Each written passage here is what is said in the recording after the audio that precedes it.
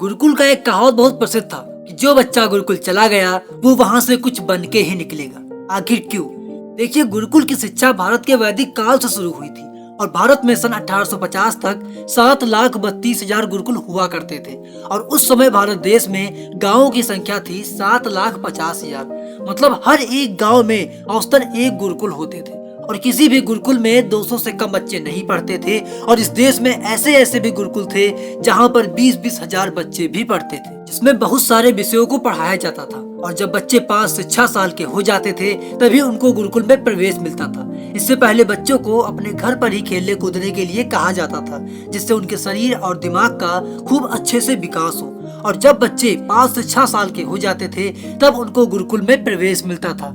6 साल की उम्र तक प्रवेश मिल जाने के बाद भी गुरुकुल में बच्चों को पढ़ाया नहीं जाता था। वहाँ पर उन बच्चों को 2 साल तक कुछ अध्यापक के निगरानी में छोड़ दिया जाता था, जहाँ पर वो अध्यापक उन बच्चों का निरीक्षण किया करते थे। उन बच्चों को अलग अलग प्रकार के खिलौने दिए जाते थे, अलग अलग प्रकार के खेल खिलवाए जाते थे, जिससे कि ये पता चल सके कि बच्चों को क्या करना पसंद है, क्या सीखना पसंद है। और ये पता चलने के बाद जिस बच्चे को जो भी करना पसंद होता था उस बच्चे का दाखिला उस विभाग में हो जाता था। जैसे किसी बच्चे को अध्यापक बनना पसंद है तो उसे अध्यापक बनने के विभाग में, अगर किसी बच्चे को चिकित्सा विज्ञान में मन लगा तो उसे चिकित्सा विभाग में, और अगर किसी बच्चे का व्यापार करने में लगाव है तो उसे व्यापार के विभाग में दाखिल किया जाता था।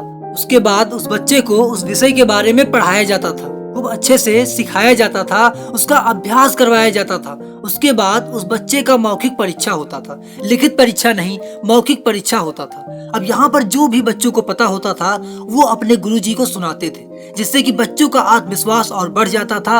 और अगर किसी बच्चे को नहीं आता था तो गुरुजी उन्हें 8 से 10 दिनों का समय देते थे कि आप खूब अच्छे से अपने विषय को तैयार कर लीजिए। और 10 दिन बाद जब बच्चा अपना विषय खूब अच्छे से तैयार करके गुरुजी को सुना देता था, समझा देता था, तो उसके बाद गुरुजी उस बच्चे को आगे का विषय पढ़ाते थे। और अगर वो बच्चा सही से नहीं सुना पाया है तो उसे फिर से कुछ दिनों का समय दिया जाता था।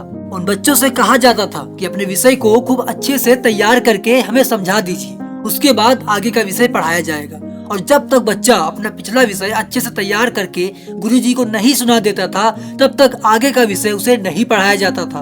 और इसीलिए गुरुकुल का यह कहावत बहुत प्रसिद्ध था कि जो बच्चा गुरुकुल चला गया वो वहाँ से कुछ बन के ही निकलेगा। क्योंकि जब तक वो बच्चा वहाँ पर कुछ करेगा नहीं, कुछ बनेगा नहीं, तब तक वहाँ से बच्चों को निकालते नहीं थे। और जब बच्चा वहाँ से निकलता था तो वह एक न एक काम में निपुण होता था, उसके अंदर साहस होता था, उस बच्चे के अंदर माँ बाप के लिए प्यार होता था, आदर होता था, एक दूसरे की मदद के लिए लड़का तैयार रहता था, आपस में एकता होती थी, ईमानदारी होती थी। ऐसी थी गुरुकुल की शिक्षा। दोस्तों, यह वीडियो आपको अच्छा लगा होगा। अगर अच्छा लगा तो इसे अधिक से अधिक लोगों के पास शेयर कीजिए। और आपको भारत की गुरुकुल शिक्षा पसंद है या फिर मॉडर्न एजुकेशन पसंद है, हमें कमेंट करके अवश्य बताएं।